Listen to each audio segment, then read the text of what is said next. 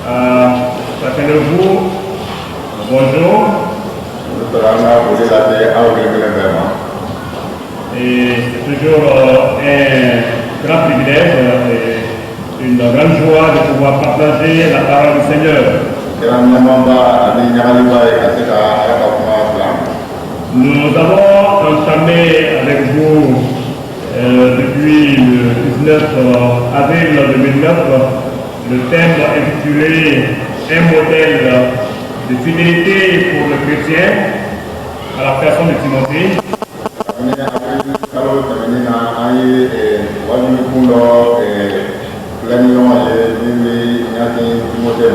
Timothée, un modèle de fidélité pour le chrétien. Un thème basé sur le texte de 2 Timothée. Le chapitre 1er, verset 1 à 18. Et pendant plusieurs dimanches, nous avons, à la Grèce du Seigneur, essayé de développer ce thème.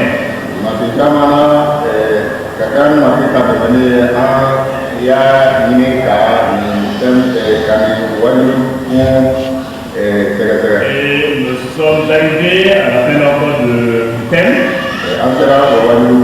comme annoncé les dimanches précédents. Mais dans les semaines dernières, le mois dernier, nous avons pu donc examiner plusieurs points. Notamment, Timothée, un jeune chrétien, a découvert dans son fidèle engagement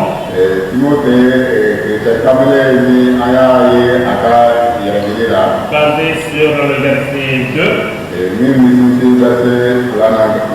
Timothée est un jeune chrétien dont la fidélité se démontre par sa capacité d'endurance.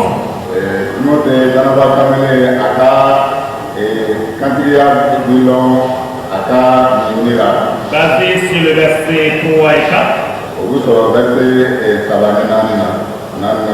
Timothée est un jeune chrétien dont la fidélité se démontre par sa foi sincère en Christ.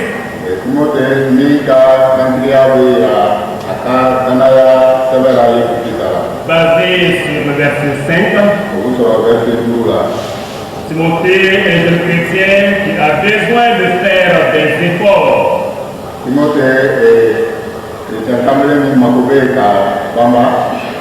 Basé sur les versets 6 à 12. Et le dernier point que nous sommes en train de voir, et le 7e point, c'est le point intitulé Timothée, un jeune chrétien qui doit rester fidèle jusqu'au bout.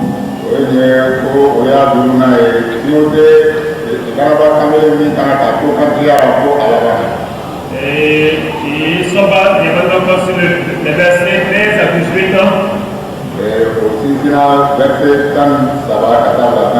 Et ce grand dernier point, nous avons encore vu déjà 2 points dans ce point 5.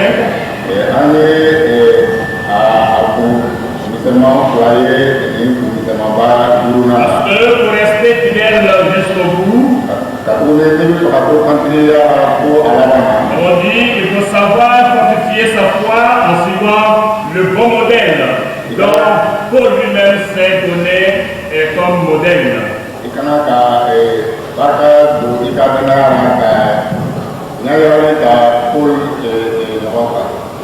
Et deuxièmement, on dit qu'il faut savoir garder le bon dépôt, les saintes écritures auxquelles il faut croire et les vivre, mais aussi encore les défendre.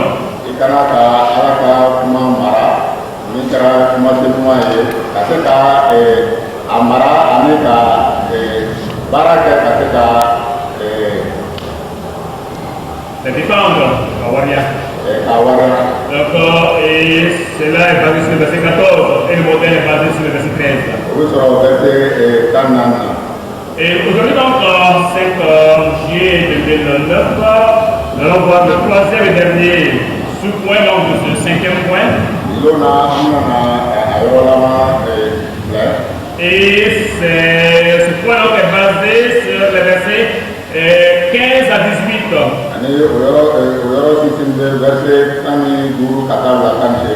Et il s'agit là d'apprendre à collaborer avec les autres dans l'œuvre du Seigneur. C'est aussi là, on va dire, une marque de fidélité pour rester fidèle jusqu'au bout. Parce que si on ne collabore pas dans l'œuvre du Seigneur, il n'est pas évident que l'on reste en foi, que l'on garde la foi.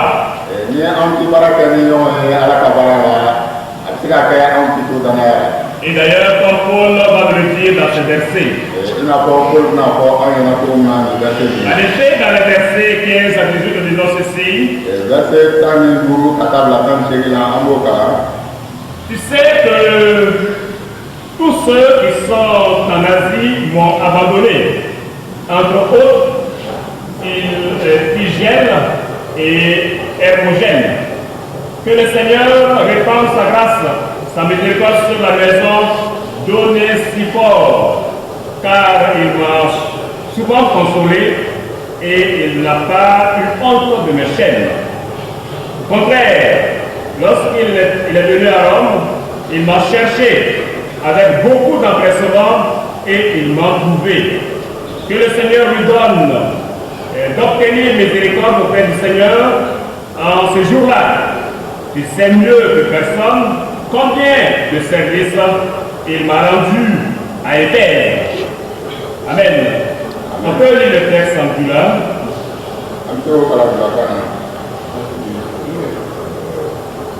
Il y a donc assez de veillé, mais là, vous devez ni Hermogène, Matrika, Matari, une forêt, Kassou Mola, Samu, Ayede, Bissousma, Ochama,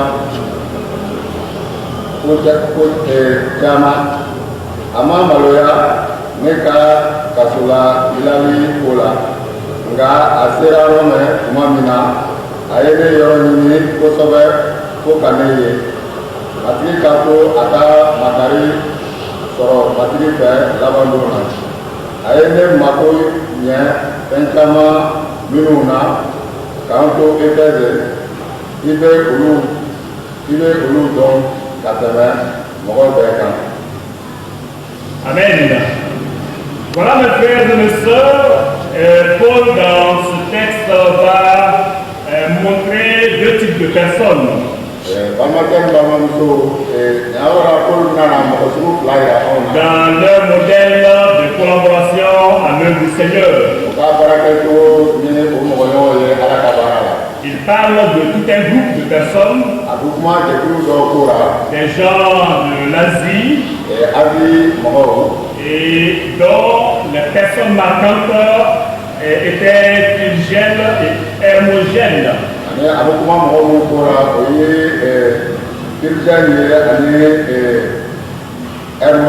Qui, avec les autres postes, l'ont abandonné. Il parle également d'un deuxième groupe de personnes. Et il a illustré par le nom d'une maison, d'une personne et sa maison. La maison d'Onésiphore.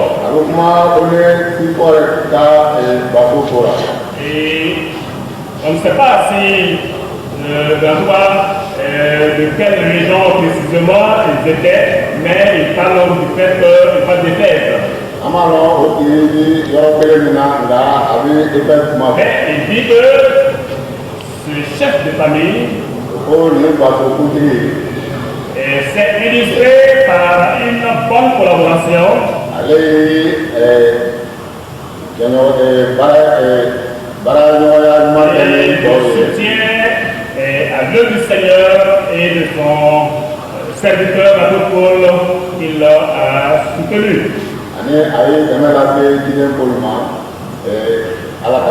Donc il est sur ces deux groupes de personnes. Mais, frères et sœurs, Nous sommes appelés à travailler à l'œuvre du Seigneur. Nous sommes appelés à collaborer à cette œuvre du Seigneur. C'est le chant du Seigneur. Et chacun y vient. Et chacun d'entre y est appelé à servir le Seigneur avec les talents, avec les capacités que Dieu lui donne.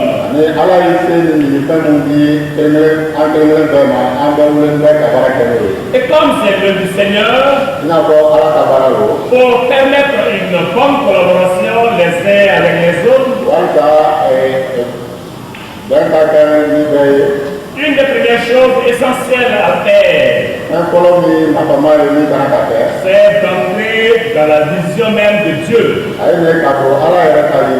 pour la croissance de son Église. Et le chrétien dont il est question ici, Onésifore, sera l'exemple, le modèle qu'il faut prendre dans ce sens-là. Il a compris la vision de Dieu, qui est entré dans la vision de Dieu et qui a travaillé dans la vision de Dieu afin d'accomplir les desseins de Dieu et les plans du Seigneur. Et ce chrétien-là, Onésifore, a compris la nécessité de collaborer pour l'avancement de l'œuvre du Seigneur.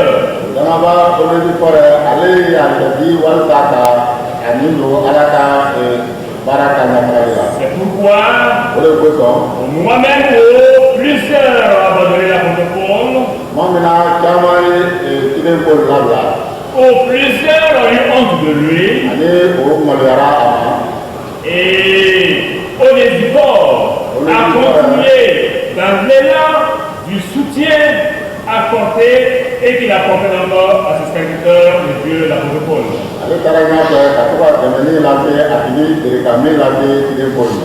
Et même plus que ça, il s'est déplacé, il a fait une longue distance pour aller jusqu'à Rome pendant que Paul était en chaîne, pour aller encore l'assister et l'encourager.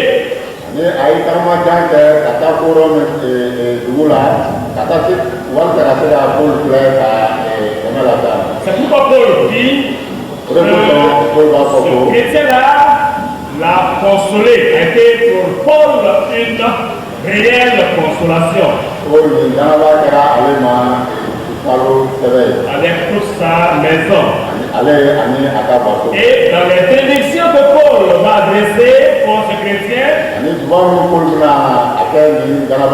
et si vous lisez le verset 18, quand je l'ai lu, je me suis dit pourquoi est-ce que Paul a répété 2 fois le mot Seigneur?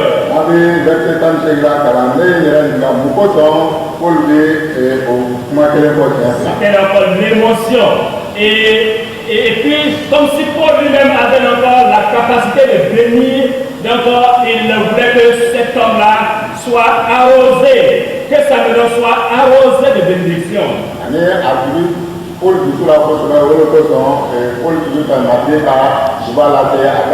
C'est pourquoi on a dit que le Seigneur lui donne d'obtenir miséricorde auprès du Seigneur.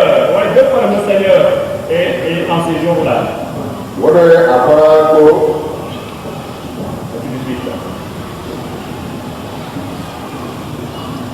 Que le Seigneur lui donne d'obtenir miséricorde auprès du Seigneur en ce jour-là. Quel jour? Quel jour? Le jour où chacun de nous va recevoir ses récompenses de ce qu'il a fait pendant qu'il était dans son corps et dans l'œuvre du Seigneur.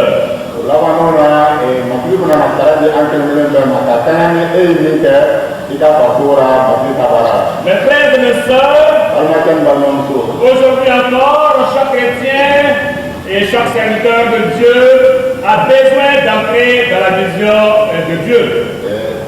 Dans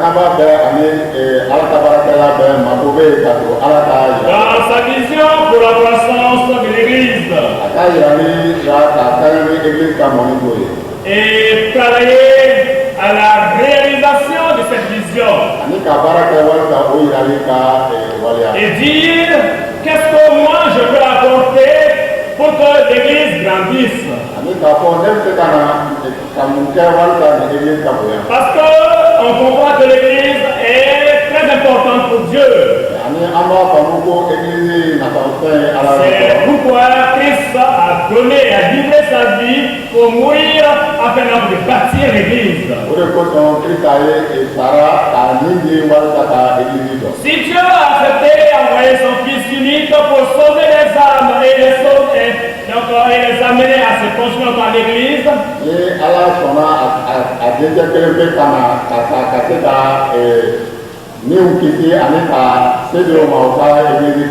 parce que c'est important et Christ nous disant que vous n'allez pas seulement l'évangéliser, donc on veut que l'église grandisse également.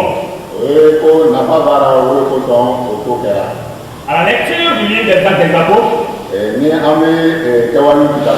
on peut aisément comprendre et constater que Dieu a toujours voulu la croissance de son église.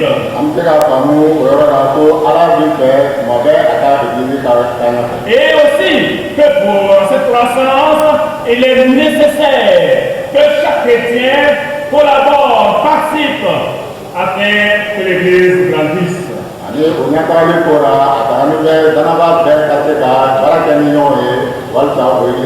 Ainsi que le jour même de la naissance de la première église, et le jour de la Pentecôte,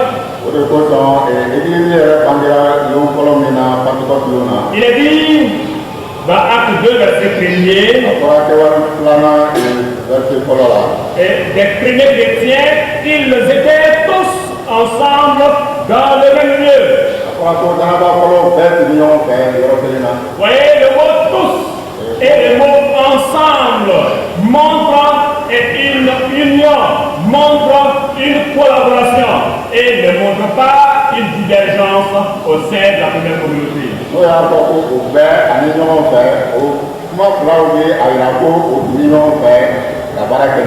Et c'est aussi pourquoi nous voyons que les premiers disciples, la première église avec les apôtres, se donnaient la main d'association et dans l'accomplissement de l'œuvre du Seigneur.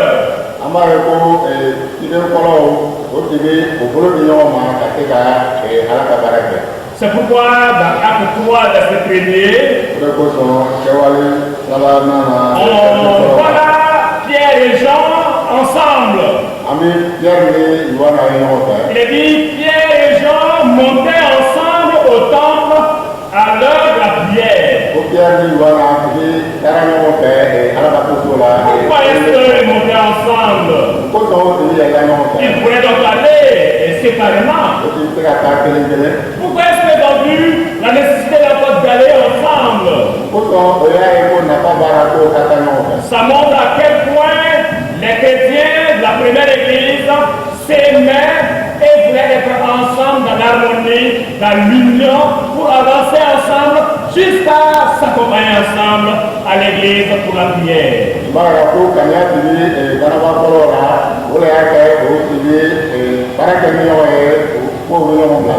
Parce qu'ils étaient aussi ensemble, parce qu'ils se donnaient aussi la main dans l'œuvre du Seigneur, parce qu'ils se donnaient la main dans l'œuvre du Seigneur. Alors Dieu allait agir à travers eux et accomplir des miracles au travers des disciples et des apôtres.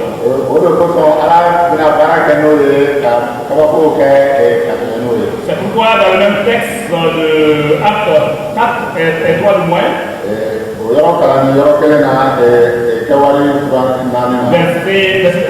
Acte 3, verset 4 à 9,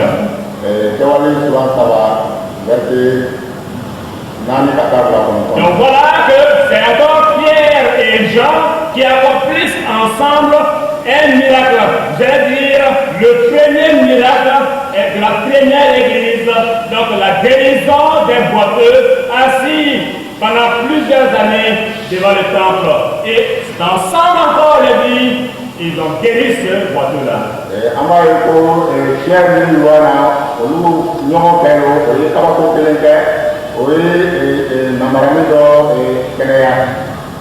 Les deux noms ont été encore cités encore ensemble. Et on peut encore aussi voir dans cela que si nous voulons que Dieu agisse avec nous dans son église, sans que l'église avance, ce n'est pas en rang dispersé qu'on va encore voir Dieu agir. Ce n'est pas encore dans les contradictions qu'on va voir Dieu agir. Mais c'est ensemble, dans l'union, dont il faut avancer.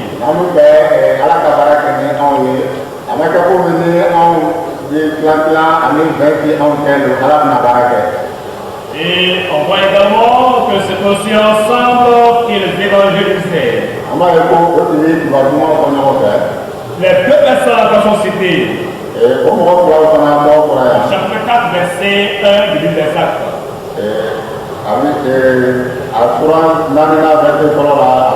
Et dit, tandis que Pierre et Jean parlaient au peuple, survinrent les sacrificateurs, le commandant du temple et les sadducéens.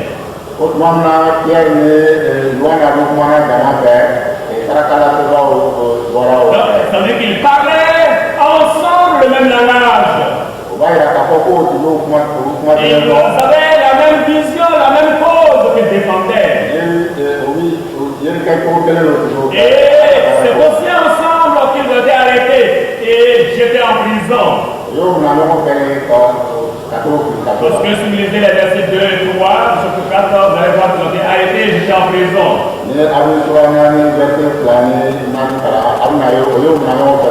Mais vous allez aussi voir, parce qu'ils étaient ensemble, parce qu'ils étaient unis, parce que c'est ensemble que l'œuvre s'est bâtie, Dieu allait intervenir pour leur délivrance.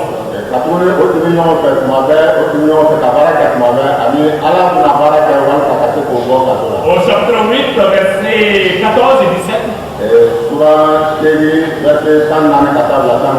on verra encore là les deux personnes, Pierre et Jean, cités ensemble, qui sont allés évangéliser dans la région de Samarie.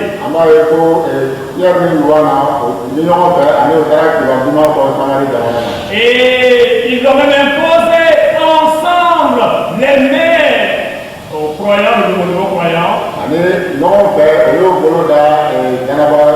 Et les gens ont reçu le Saint-Esprit.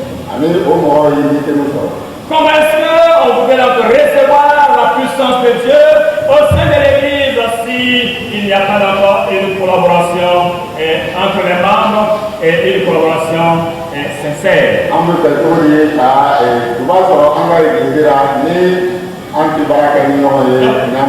L'Église de Dieu, c'est ensemble, c'est l'union, c'est l'unité, c'est la collaboration au sein de l'Église qui ouvre les églises des cieux pour que Dieu déverse à l'Église et sur l'Église de Jésus-Christ ses bénédictions.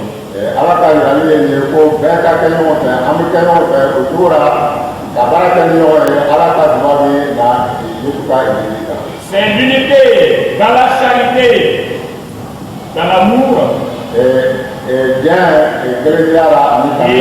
c'est la force de la première église.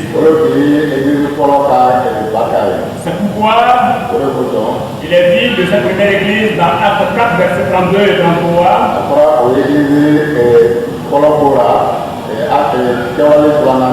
La multitude de ceux qui avaient cru n'était qu'un cœur et qu'une âme.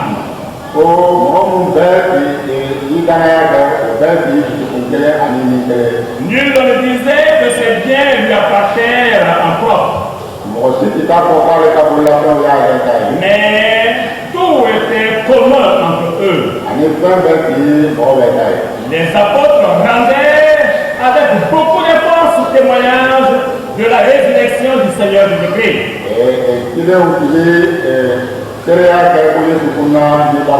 Et une grande grâce reposait sur eux tous. Comment est-ce que nous voudrions qu'une grande grâce repose sur l'Église si on n'est pas des mêmes cœurs et d'une âme? âme.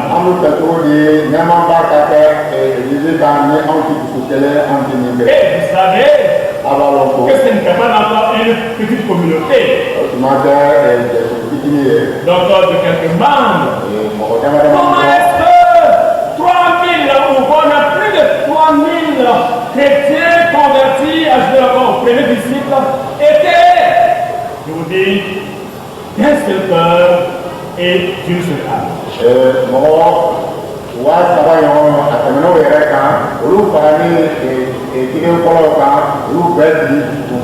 Mais aujourd'hui, dans nos églises, on n'est pas nombreux. On n'appelle pas encore souvent ces noms-là. Mais quelle difficulté il y a à mettre les gens ensemble.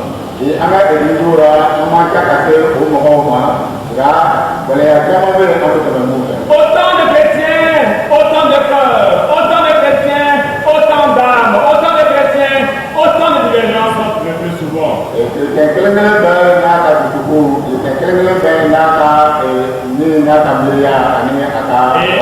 aussi ça qui fait la faiblesse de l'Église aujourd'hui.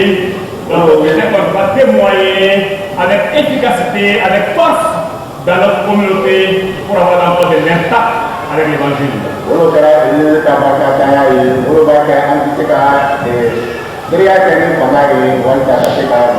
L'unité même de la première Église et des apôtres était même source de jalousie pour le staff de souverain sacrificateur.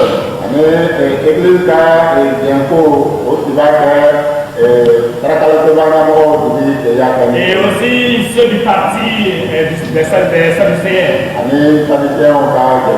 Parce que si vous lisez la Acte chapitre 5, notamment encore verset 17 et 19, vous allez voir que à cause de cette unité et à cause de la force qu'ils avaient, à cause de la collaboration qui était dans le de la première église, ils avaient été jaloux et sont levés et ils ont arrêté les apôtres. Et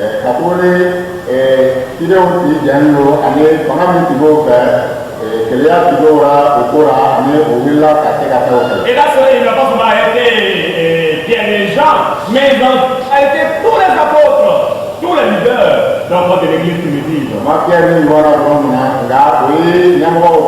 Parce que tous ces leaders-là étaient et c'est aussi à cause de cette unité qui a, je vais dire, fait bouger le ciel et qui a amené Dieu à envoyer son ange pour les délivrer de la prison. Parce que si vous lisez dans Acte 5, verset 20, mais on voit que l'ange, donc libérateur, et après devoir libérer l'heure, encore encourager, il dit allez-y ensemble, allez de l'avant dans cet élan de l'unité et de la collaboration.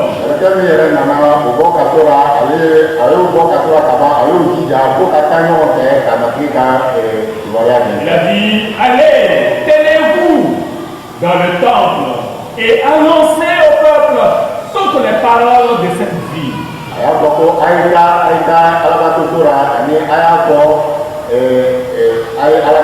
Donc, c'est encore ensemble, il est la loi. Allez-y ensemble, la main de la main, côte à côte, et annoncez la parole.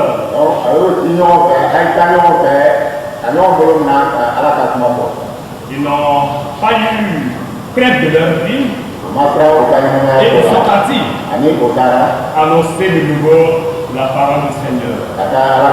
Et c'est ainsi que l'homme a commencé et a continué à avancer. L'église primitive qui était née, a continué à avancer. C'est vrai qu'ils sont venus de persécuter les païens et les disperser. Mais ce n'était pas l'église elle-même qui s'est levée pour se persécuter elle-même et se disperser. Et on verra également plus tard que Barnabas et Saul ont aussi collaboré ensemble dans l'œuvre du Seigneur. Barnabas est allé à Tarse et il a cherché là un collaborateur du nom de Saul de Tarse.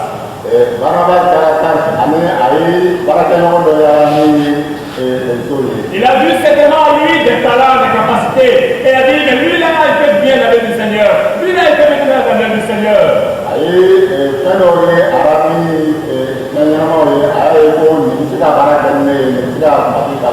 Effectivement, Saul a des talents. Parce que quand Saul est arrivé avec Barnabas à Antioche, et là, une grande œuvre s'est accomplie. Et la croissance spirituelle de l'Église, sa maturité était montée à tel point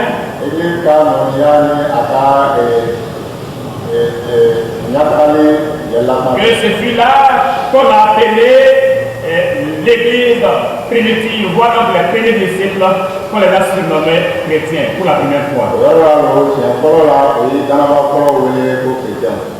Pour montrer encore que lorsque l'on collabore ensemble, lorsqu'on travaille ensemble, la main de la main, on peut amener l'Église à maturité et même influencer positivement le monde qui nous environne. Et ils diront que eux là, ils sont des chrétiens. Des chrétiens, ils ressemblent à Christ.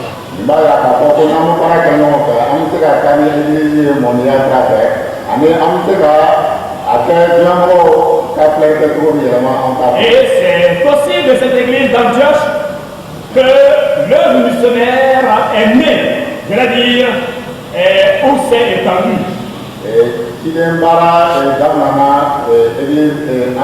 Mais en tout cas, d'Antioche, les églises qui ont été encore fondées à travers encore l'œuvre missionnaire d'Antioche ont été plus nombreuses que les églises fondées à travers Jérusalem et que Jérusalem.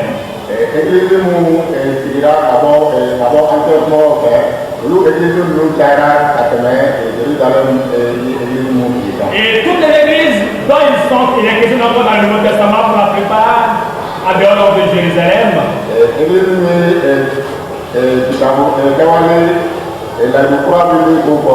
et la plupart sont fondées par Paul.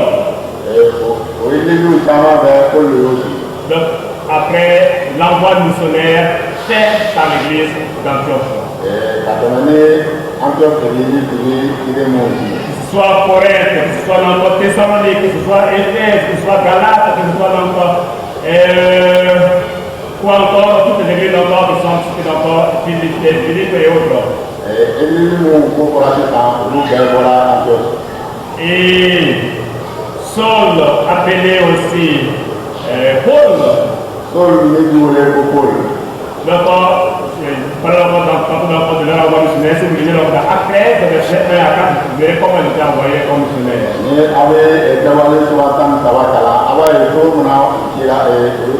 Et parce que Saul s'est illustré dans son engagement, il s'est illustré encore dans l'œuvre d'évangélisation, dans l'œuvre missionnaire.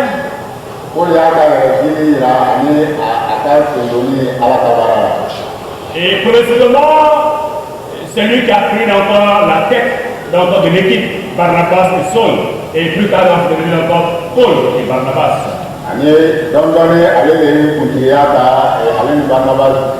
Et évidemment, ils ont continué à collaborer jusqu'au jour où les premières dissensions allaient naître. Et là, c'était encore le cousin de Barnabas qui a pris donc la cause.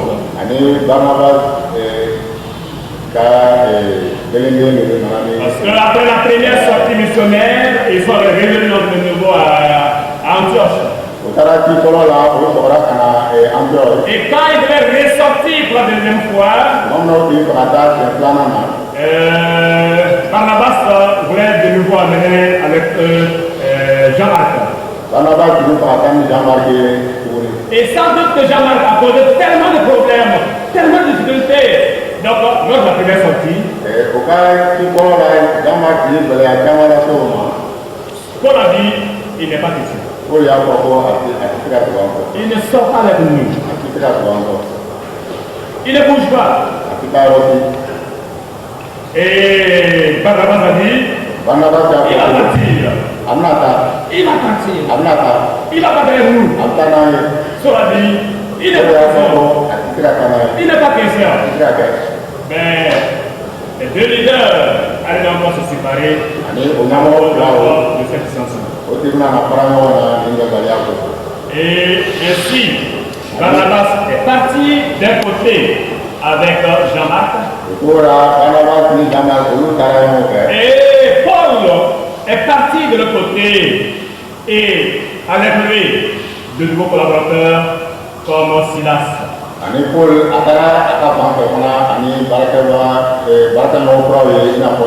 Et plus tard, comme Timothée. Mais aussi comme Luc, le médecin. Parce qu'il est accompagné encore par un médecin, d'accord, pour l'aider au plan de sa santé physique. Mais si vous lisez dans Acte 15, 46 à 41, Acte 16, 1, 2, 3 et 17, vous allez voir encore les deux noms des premiers collaborateurs de Paul, la veuve du Seigneur.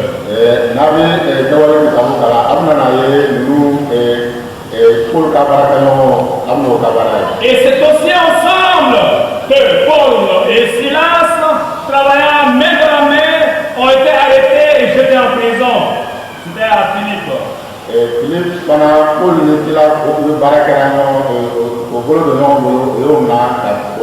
C'est dans Acte 16, verset 16 à 19. Et même là aussi, si vous voulez, encore jusqu'à la deuxième carte. Mais parce qu'ils étaient ensemble, unis dans le Seigneur, enthousiasme dans le Seigneur, se soutenant mutuellement, que même dans la prison, au lieu de s'affliger, ils ont commencé à chanter la gloire du Seigneur.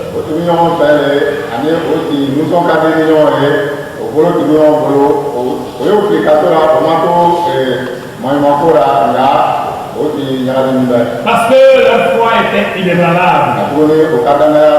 Ils ont prié, ils ont loué le Seigneur. Et là encore, ils ont fait bouger le ciel. Et Dieu s'est décidé de délivrer. Et il a envoyé un tremblement de terre qui a fait ouvrir les portes de la prison. Et les chaînes des prisonniers sont tombées.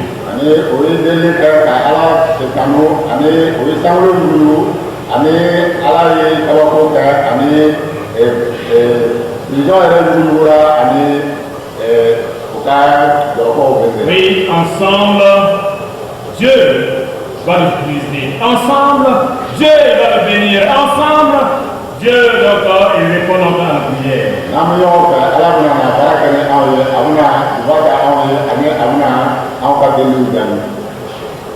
Oui, on verra encore que son équipe s'est augmentée plus tard avec Aquilas et sa femme Priscille.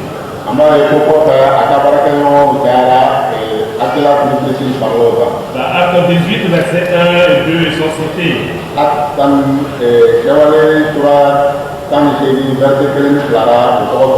Et c'est grâce à tous ces collaborateurs qui a permis que l'œuvre avance.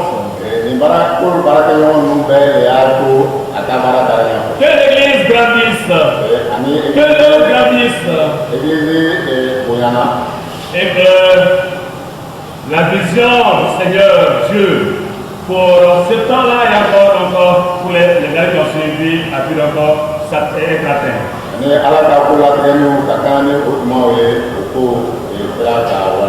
Et quand vous lisez dans Colossiens 4, versets 7 à 14, on verra même là que la liste a augmenté. Il y a eu encore plusieurs autres collaborateurs qui sont joints à Paul. Et on va citer cite Onésime, il cite Aristarque, il cite encore Marc, le cousin de Barnabas, qui s'est répandu, qui est revenu. Ça, c'est vraiment aussi une qualité chrétienne de revoir son corps et de revenir. À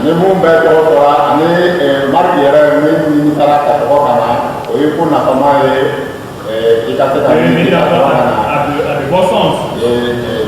Il cite aussi Jésus appelé justice. Un certain Jésus appelé justice. Il cite Epaphras, il cite Luc, le médecin, et bien d'autres personnes. Voyez mes frères et mes sœurs, quand nous comprenons cette vision de Dieu, que c'est ensemble que l'on peut faire avancer son œuvre, que c'est ensemble qu'on peut donc amener une église à grandir et à croître, et même avec une église missionnaire. Nous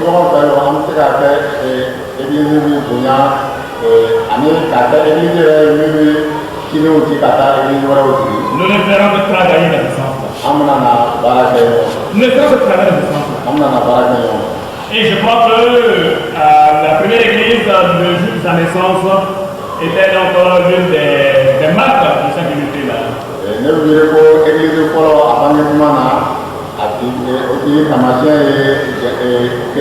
Parce que quand Pierre prêchait le jour de la Pentecôte, je suis certain que tous les disciples étaient participants avec lui, même si ce n'était pas la chair pour prêcher. Il n'y avait pas de chair d'ailleurs, c'était donc en plein air. Et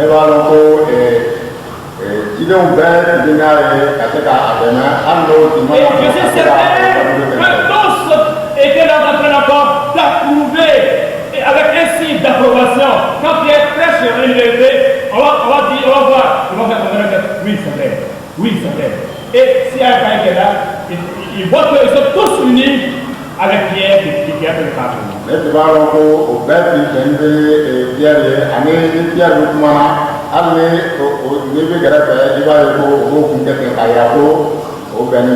C'est l'union et l'unité de tout ce groupe de disciples et d'apôtres qui a permis que le message donné par Pierre a été utilisé par le Saint-Esprit pour convaincre les gens.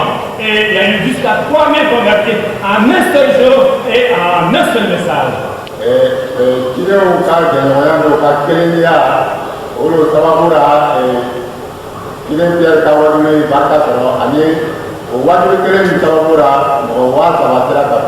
Mais imaginez que pendant que Pierre est en train de prêcher,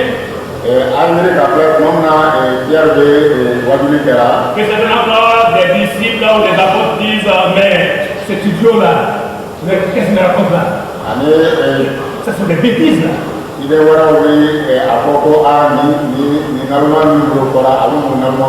ils nous entêtent là. Mais ils croient qu'il est le seul, non? Nous aussi on est apôtres. Donc imaginez que le groupe donc, des premiers disciples et apôtres agissait ainsi.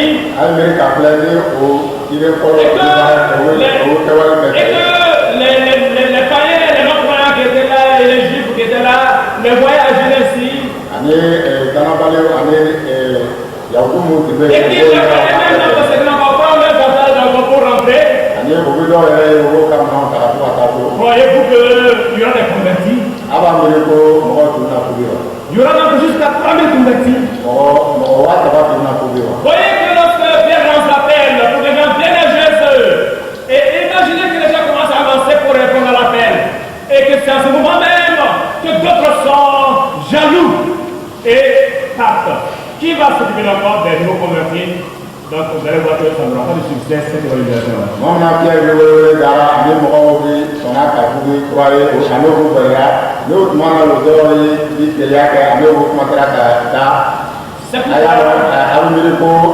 Il est important et essentiel pour une église d'entrer dans la vision de Dieu pour la croissance de l'église et pour cela avoir souci même de l'Église est à ce qu'on va collaborer pour la bâtir.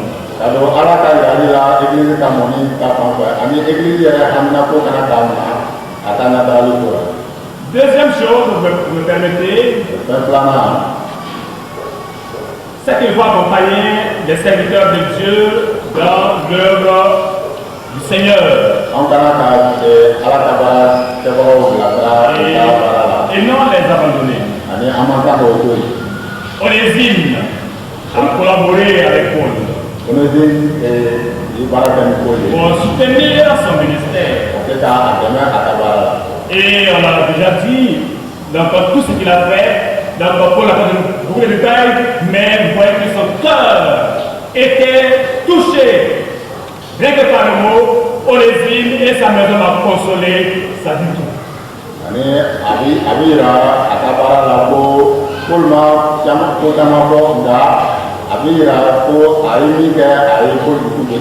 tout cas, même si Onésime n'avait pas de grands moyens pour le soutenir comme il le souhaitait, il est certain que Onésime ne fera rien au monde pour s'opposer à son ministère ou contrecarrer son ministère. Il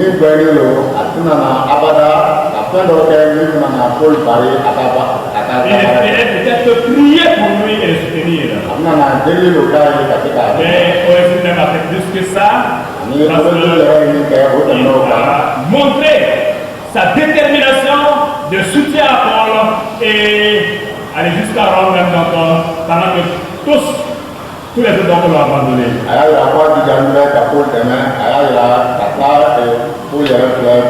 Même certains de ceux qui ont été cités encore plus haut dans la liste de Colossiens, donc Paul les cite aussi plus tard, comme certains d'autres qui l'ont abandonné.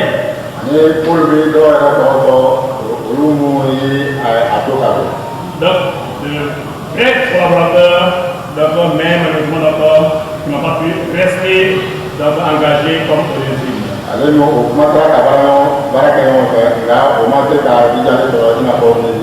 Oui, mes frères et mes sœurs, tout comme Dieu, Paul a demandé que Dieu bénisse Onésime. Ceux qui collaborent à l'œuvre du Seigneur sont dans les plans du Seigneur. Et il est certain et évident que Dieu les bénira. Parce que quand le cœur de l'homme de Dieu est dans la joie, est dans la paix, et qu'il prononce une parole,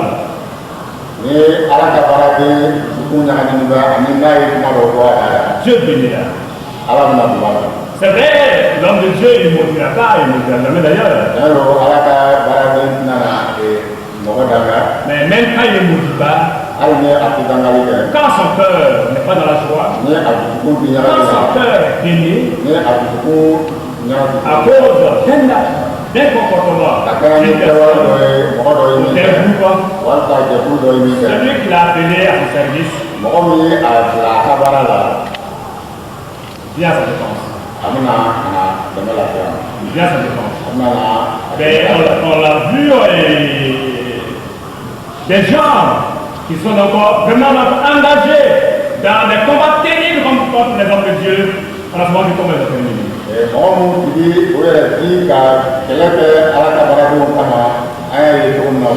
Mais en tout cas, je ne préfère pas être de cette liste de ceux qui combattent inutilement encore ce que Dieu a appelé pour le servir.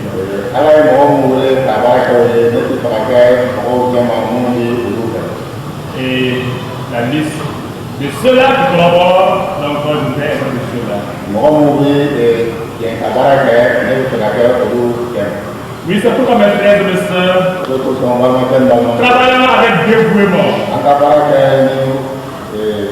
à l'œuvre du Seigneur. C'est vrai, dans ce travail, il y a donc toujours des difficultés. Mais il faut donc apprendre à les surmonter. Parce que ce n'est pas facile de mettre les gens ensemble. il faut normalement passer la mort et on Dans un groupe de personnes, chacun a sa perspective du monde. Mais si on laisse le Saint-Esprit nous guider, nous orienter, donc on peut arriver à aller ensemble. Et même dans le groupe de Jésus, il n'a pas été facile pour lui également. Donc d'arriver donc à collaborer avec ceux qui le suivaient. Mais il y a eu encore des fidèles collaborateurs cependant. À un moment donné encore, il y en a qui ont abandonné Jésus. Et il a dit à ceux qui le suivaient, et vous? N'allez-vous pas partir aussi? Et c'est là que Pierre a dit, à qui irons-nous?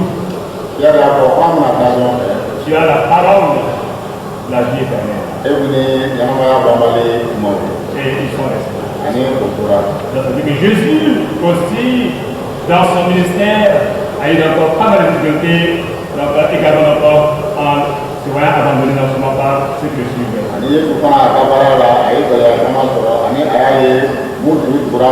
Et pire allait arriver quand Judas allait donc le trahir.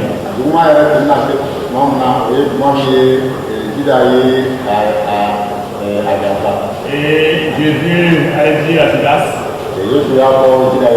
c'est par un baiser que tu me livres. Pour dire, c'est par un baiser que tu me trahis. C'était dur pour Jésus. Donc, d'être allé à la croix crucifié par un de ses fidèles collaborateurs.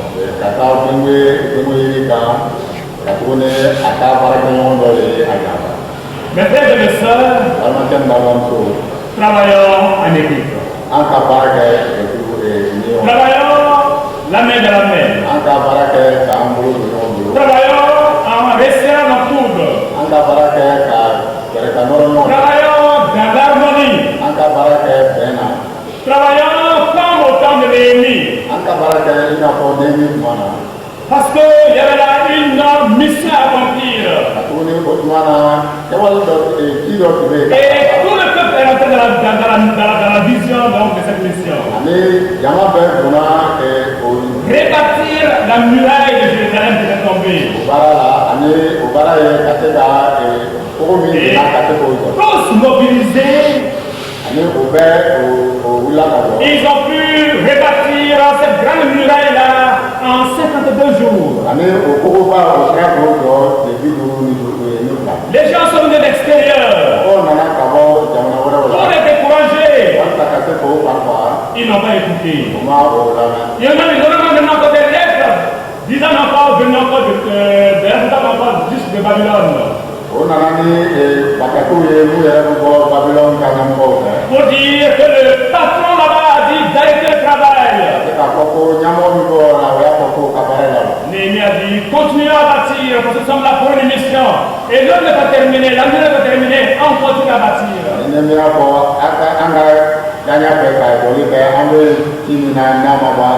Ils ont envoyé dans des gens armés. Néhémie a dit à ces gens, prenez aussi encore vos équipements et soyez prêts avec une main construisante et avec notre main en la défense. Et au son de la trompette, si l'ennemi vient, on laisse le travail, on se met ensemble et on combat.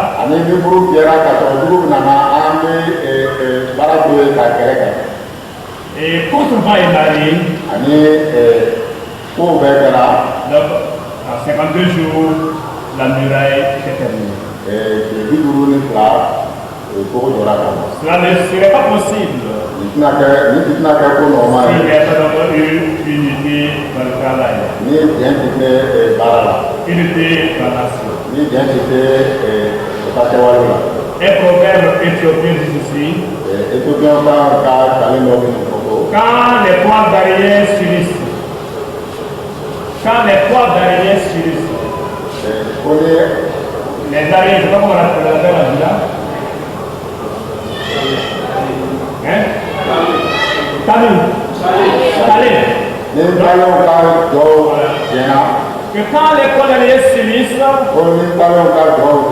elles sont capables d'enchaîner un lion.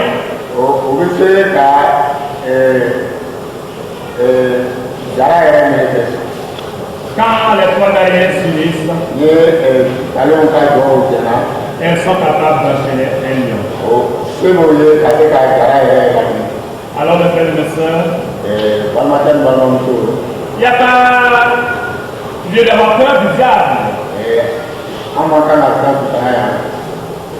Parce que le Seigneur, notre Seigneur, il s'appelle l'Éternel des armées. Et rappelons-nous que le combat que nous sommes en train de mener dans ce monde et dans l'Église n'est pas un combat contre la chair, mais contre le sang. Mais c'est contre les puissances des ténèbres, contre les esprits maléfiques. Et qui entrent souvent dans les gens, dans les êtres humains, pour se manifester.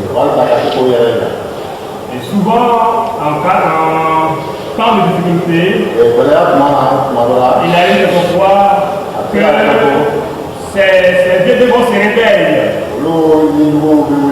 quand la libération n'a pas été totale lorsqu'on s'est donné à Jésus. C'est pourquoi il faut donc laisser le Saint-Esprit encore nous remplir. Et comme ça, il va encore nous dominer et nous diriger et encore nous aider à laisser notre triompher la voie du Seigneur.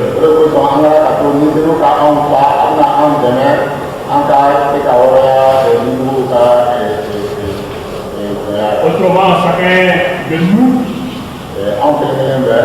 on a encore notre nature pécheresse qui est souvent là, qui se révèle la chair. Et quelquefois, quand je contemple le cœur de l'être humain, je pense souvent d'abord à l'image du cœur de Jacques. On voit plus dans cette image aujourd'hui. Et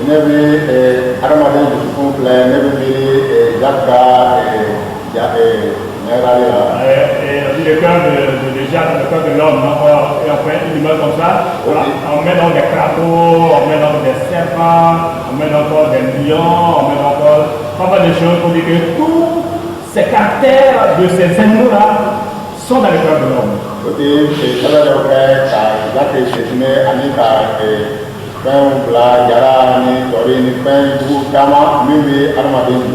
Et quelquefois, d'abord, ces caractères-là vont se réveiller.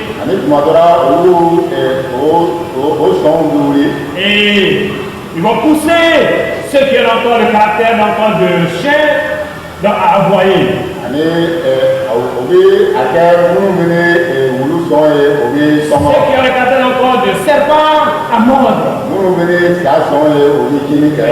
ainsi de suite.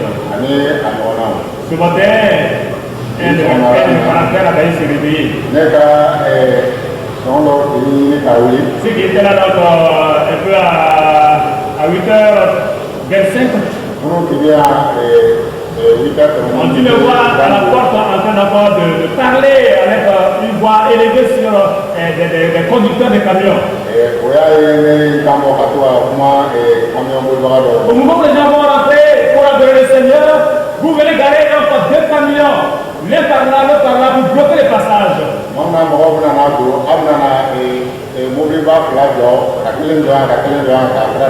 J'ai parlé carrément au début, dégagez les camions, ils ne voulaient pas écouter. Ils disent que l'autre est en panne. Ils disent mais ce qu'on n'est pas en panne, alors bougez-le. Ils ne voulaient pas écouter. Alors j'ai élevé la voix. Et je leur ai dit, si vous ne bougez pas, je vais à la mairie, on va vous dégager. Je crois que les gens encore, ils ont vu donc faire ces choses dans le matin. Donc, il a envoyé donc certainement des frères qui sont venus. Donc, en tout cas, on a aidé ces gens à dégager le point pour qu'on puisse rentrer.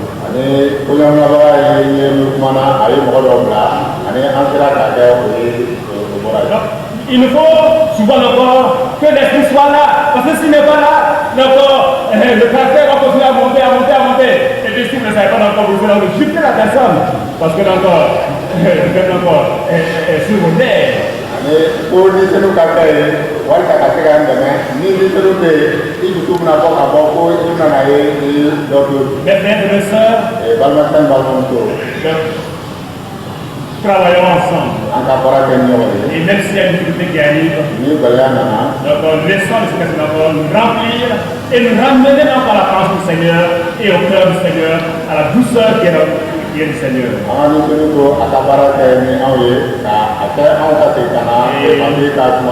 Comme on est serviteur de Dieu dans le travail. Et comme Timothée, soyons fidèles jusqu'au bout. Oui, Simon dans son modèle de fidélité. Tous les autres domaines déjà cités, dans les 5 grands points qu'on a vu jusque-là. Et dans ce dernier point, apprenons encore à fortifier notre foi. Apprenons à garder le bon dépôt. Apprenons à collaborer. Comme on entrons dans la vision de Dieu. Oui. Collaborons avec les hommes de Dieu. Prions le Seigneur.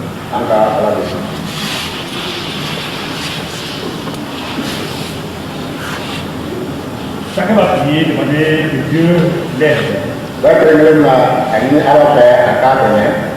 Afin de pouvoir encore être comme cet homme Onésime.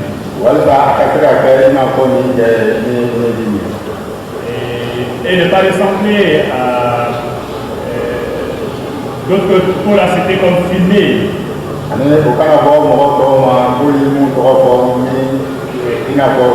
Et même d'autres la cité encore plus tard dans le même livre de Timothée, comme Alexandre de Forgeron. Comme Démas. Et d'autres qui l'ont abandonné. Mais soyons comme des Onésime. Prions le Seigneur. Seigneur, je demande que tu nous aides. Chaque semaine, moi-même, j'ai pris avec eux certaines